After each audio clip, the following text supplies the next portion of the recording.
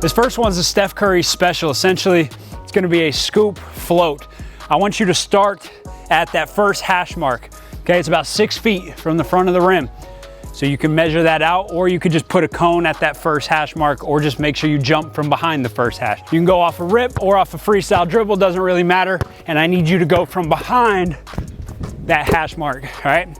Take off behind this first hash mark. It's gonna be underhand scoop, and I want pretty close to full extension here. So the point of this is you got this primary defender that you beat, and he's coming behind you.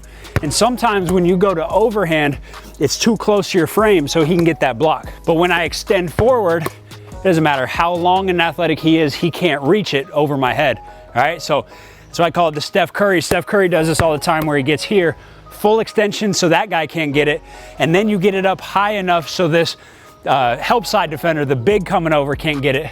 All right, so it's gotta be nice and high, ideally around the square or above the level of the square. I need you to hit 9 out of 10, 5 of them left foot, right hand, 5 of them right foot, right hand, and then you switch to left hand, okay?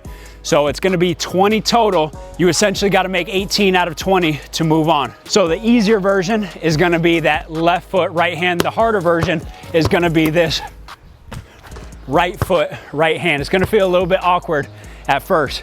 Get this down, and it's a donor skill that transfers over to your touch in various different finishes, okay? Now, once you pass that phase 1, you'll move on to phase 2. Phase 2 is the same rules. The only difference is now we're at that second hash. So we're about 9 feet away from the front of the rim. This one's very difficult, all right? To hit 9 out of 10 here, you need some serious touch. So it's gonna be left foot, full extension, nice and high, all right? This is different than a regular floater. Regular floater, you have no spin on the ball. A scoop, you will have a little bit of front spin on the ball, okay? Don't flick your wrist too hard. It's still kind of like a float where it's kind of just here, but you are gonna have a little bit of spin, right? So I don't want you flicking the wrist like that. You're not gonna have touch because you have speed coming in. So you wanna kind of keep a stiff wrist and just use your shoulder to lift it. 9 out of 10 right hand, 9 out of 10 left hand, and as always, 5 of those are right foot, 5 of those are left foot. Now, once you get past phase 2, phase 3, you're gonna start around the elbow. You can go off a jab, boom, spin fast, and now the difference is you're not picking it up. Keep that dribble alive.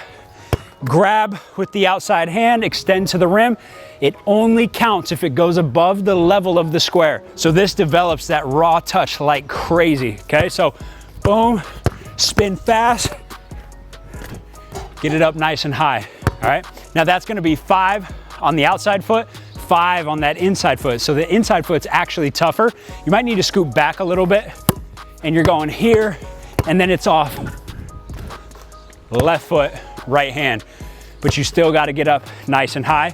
You can only have one hand on the ball at any given time. I can't pick it up with 2 hands. It has to be here, here, here, all right?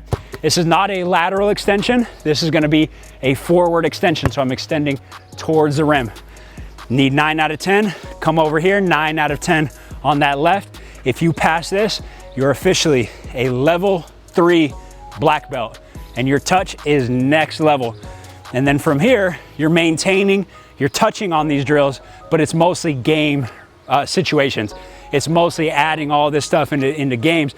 Your raw touch is at a very high level. You're in that top 5% as far as raw touch when it comes to these scoop layups.